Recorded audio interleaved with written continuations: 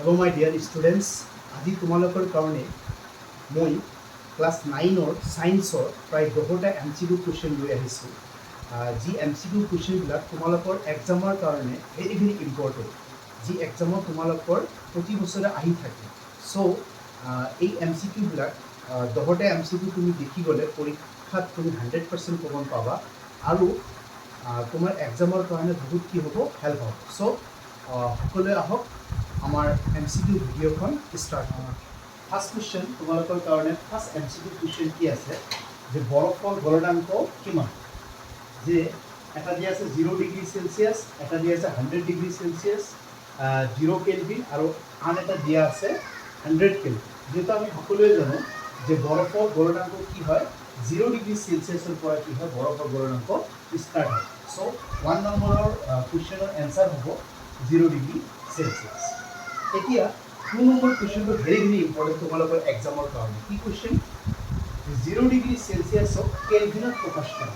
মানে 0 degree Celsius যি কুৱেশ্যনটো আছে এই কুৱেশ্যনটোক কেলভিনত প্ৰকাশ কৰিব লাগে বা এক্সামত আহিব পাৰে, সেইটো কেলভিনত থাকিব পাৰে আৰু কেলভিনৰ পৰা চেলচিয়াছ স্কেললৈ মানে কনভাৰ্ট কৰিবলৈ দিব পাৰে। ঠিক আছে, কি হ'ব সকলোৱে এইটো জনাৰ দৰকাৰ আছে যে চেলচিয়াছ স্কেলৰ পৰা যেতিয়া কেলভিনত কনভাৰ্ট কৰা হয়, কি চেলচিয়াছৰ পৰা যেতিয়া কেলভিনত কনভাৰ্ট কৰা হয় তেতিয়া কি কৰা হয় 273 প্লাছ কৰা হয়।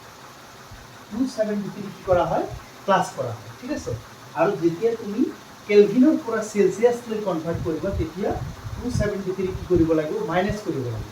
আৰু যিহেতু ইয়াত কি আছে 0 ডিগ্ৰী চেলচিয়াছ আছে, তেনেহ'লে 273 লগত 0 প্লাছ কৰিব লাগিব। তাহলে কি হ'ব আমালোকৰ 273 হৈ যাব। তাহলে আমালোকৰ কুৱেশ্যন নম্বৰ 2 এনসাৰ হ'ব বি 273 কেলভিন। ঠিক আছে, এতিয়া 3 নম্বৰ কুৱেশ্যনত আহক। লেসন 1ৰ পৰা দি দিছে এইটো যে ঘনত্ব ইকুৱেল টু হোৱাট, মানে ঘনত্বৰ এটা কি আছে ফৰ্মুলা আছে যে কি হয় ঘনত্ব কি হয় যে অৰৰ লগত আয়তনক ডিভাইড কৰিলে মানে ভাগ কৰিলে যি মানটো পোৱা যায় তাকে কি কোৱা হয়, ঘনত্ব। চ' কি হ'ব এ নম্বৰ এনসাৰ যে ভৰ ভাগ কি আয়তন। এইটো নহয়, কি হয় ভৰৰ লগত আয়তন যেতিয়া কি কৰা হ'ব, ভাগ কৰা হ'ব তেতিয়া কি হ'ব, ঘনত্ব হ'ব। ঠিক আছে, 3 নম্বৰৰ এনসাৰ কি হ'ব এই।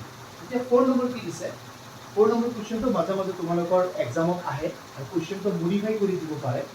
তলৰ কোনটো পদাৰ্থ নহয় কৈছে।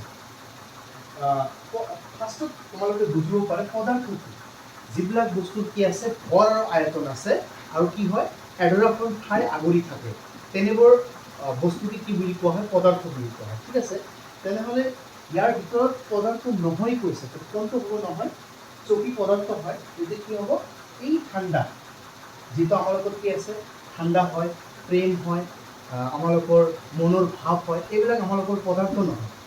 ঠিক আছে, তেনেহ'লে আমালোকৰ কি হ'ব ঠাণ্ডাটো কি হ'ব, পদাৰ্থ নহয়। আৰু এতিয়া 5 নম্বৰ কুৱেশ্যনটো কি আছে, ত্বৰণৰ এছআই একক।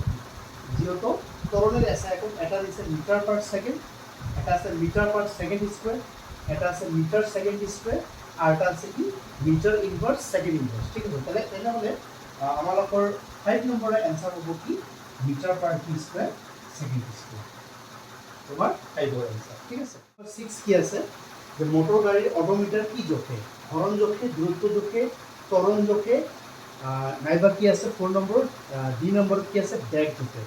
মনত ৰাখিবা যে মটৰ গাড়ী অডোমিটাৰ এখনে কি জোখে, দূৰত্ব জোখে। ঠিক আছে, আৰু এতিয়া 7 নম্বৰ কুৱেশ্যনটো কি আছে, হাইড্ৰজেন আৰু অক্সিজেনৰ ভৰৰ অনুপাত কিমান। যে লেসন কি আছে, লেসন 4ত এই কুৱেশ্যনটো আছে যে হাইড্ৰজেন আৰু অক্সিজেনৰ ভৰ কি হয়। মনত ৰাখিব হাইড্ৰজেনৰ কি হয় আৰু অক্সিজেনৰ ভৰৰ অনুপাত হয় চি নম্বৰ অপশ্যন 1:2 কি হয় 8 হয়। আৰু 8 নম্বৰ কুৱেশ্যন কি আছে, জীৱৰ বৰ্গীকৰণৰ ক্ষুদ্ৰতম একক কি।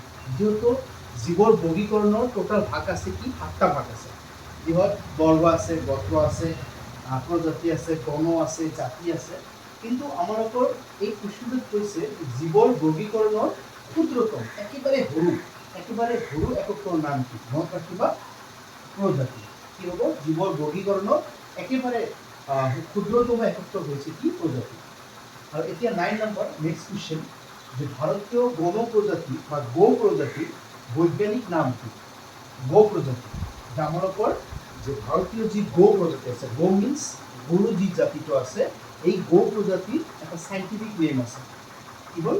গরু প্রজাতির একটা সাইন্টিফিক নেম আছে। এই সাইন্টিফিক নামটা কি?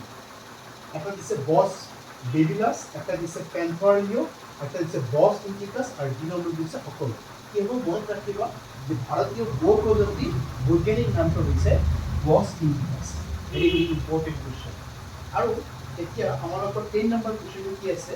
উদ্ভিদৰ বাবে প্ৰায় ড্যাশবিধ অনুপোষকৰ প্ৰয়োজন। তোমালোকে মনত ৰাখিবা যে উদ্ভিদৰ বাবে প্ৰায় অনুপোষক আছে, টোটাল 26টা অনুপোষক আছে যেহেতু উদ্ভিদৰ বাবে। কিন্তু ইয়াত আমালোকৰ কৈছে যে অনুপোষক কেইটা প্ৰয়োজনীয় বা কেইটা আমালোকৰ কাৰণে দৰকাৰ উদ্ভিদৰ বাবে। এটা আছে 30টা দৰকাৰ, 26টা দৰকাৰ, 16টা দৰকাৰ বা আমালোকৰ 6টা দৰকাৰ। মনত ৰাখিব আমালোকৰ উদ্ভিদৰ কাৰণে অনুপোষকৰ প্ৰয়োজন কি হয়? Question number B answer 6। 6টা কি হয়? উদ্ভিদৰ অনুপোষকৰ কি হয়? অতি প্ৰয়োজন।